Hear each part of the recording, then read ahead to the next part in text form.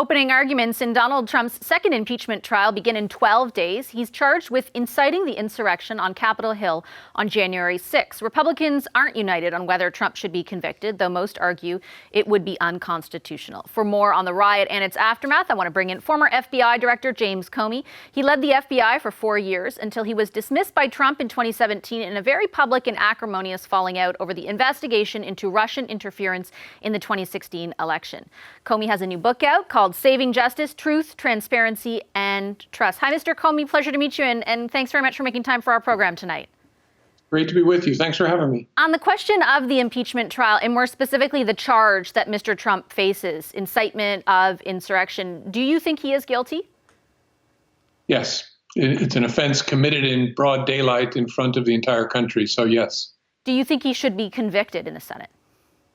I do. I think it's a very important first step that he was impeached, the only president in American history to be impeached twice. But part of the accountability for the attack on Capitol Hill has to be him being found to have committed it. And then most importantly, maybe of all, is barred from ever holding office again. So you think they should go the extra step following conviction, for example, and start the process of making sure that Mr. Trump cannot run for office again? You think that's important?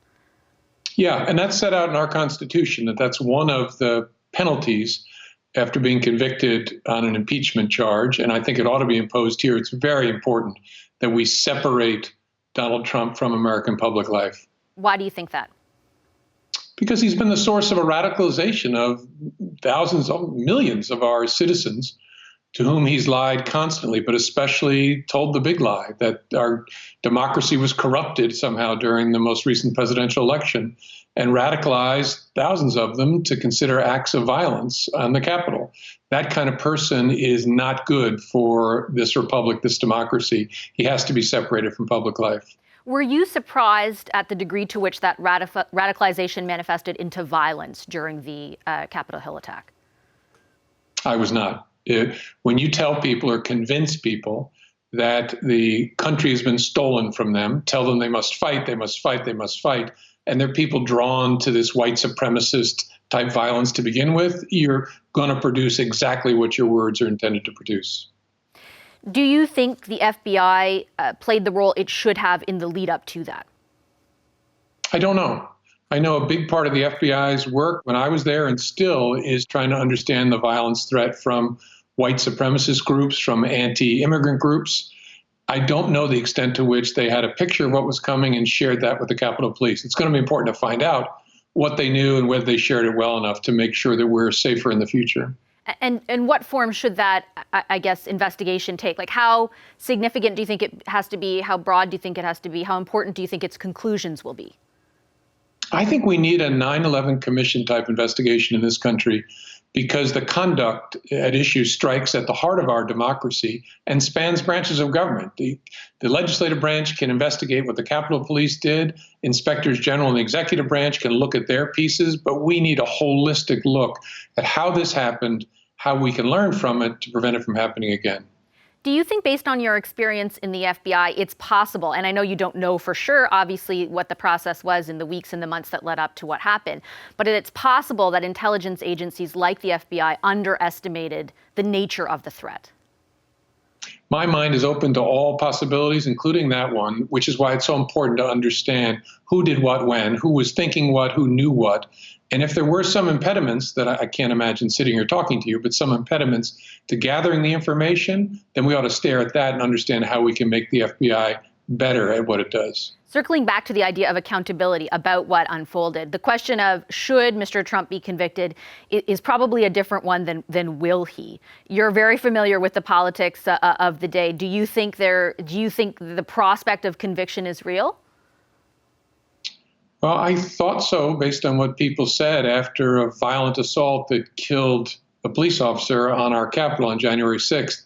But in the last day or two, there's been a procedural vote that indicates that what I thought was a spine in the backs of a lot of our senators, it may just have been a trick of the light. And so there may not be enough votes. I don't know, but I think it's still important to put these people to their oath. They swore to support and defend the Constitution of the United States, so let's have them vote while the world watches.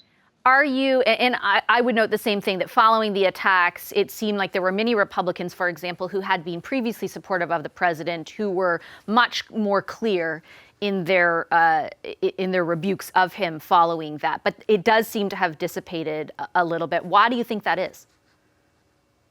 Because they're not leaders, they're followers. I guess a lot of elected officials are. They're looking at their constituents, especially those who form the base of the Republican Party, and those people remain radicalized for reasons that I totally understand. They've been told huge lies over and over again by the President of the United States and some of these same senators who are supposed to be holding him accountable. So, of course, they haven't yet come to a place where they can step out of that fog of lies. And so these followers that we have in the United States Senate look at that and think, I don't want to cross that, instead of standing up and honoring the oath they took. What does it say about the potential for Mr. Trump or someone who espouses similar ideas to return to political life, to public life? Do you think the prospects for that are high? I don't know how high they are. I mean, I could easily convince myself that Trump is a bit of a, if not a complete one-off, certainly a 1 in a million. But he's what our founders feared most when they wrote the United States Constitution, when they debated what America should be. They feared the demagogue who would ride the whirlwind of distorted public opinion. And we've just lived that for 4 years. We're going to be living the consequences of that for at least the next several years as a new president tries to help people escape from that fog of lies that they're trapped in. A lot of people in this country have watched what's unfolded over the last few years, and I can't speak for all of them, but there is certainly a sentiment at times like, oh, it's happening there, it can't happen here. And I'm wondering what you think about that. Is it impossible for someone like Mr. Trump or the kinds of things that have happened there to happen in Canada? Oh, of course. And it's not because of something unique to Canada. I mean, Canada is made up of human beings, and human beings are susceptible to demagogues, given the circumstances in a particular country at a particular time.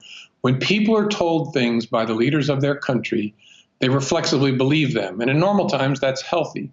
When your leader is a lying demagogue, that's dangerous because they will believe it, internalize it, and the hardest thing in the world is to convince someone who's been defrauded that they've been a victim of fraud. And you have to find ways not to yell at them, but to help them move out of that fog. But human beings, this is one of the weakest parts of our nature. It's part of being human. So every country on earth is susceptible to it at one time or another. Before I let you go, Mr. Comey, I just want to ask you about one recent report I read concerning Mr. Trump and his interactions with you. In the days before he fired you as FBI director, he, according to ABC News, wrote a letter to you. It never got into your hands, but they reported on the contents of it.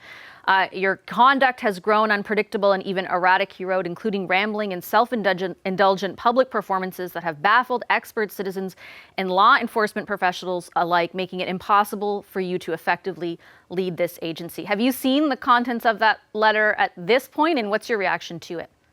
I didn't get it at the time, as you said. I've read the contents of it in the news accounts since.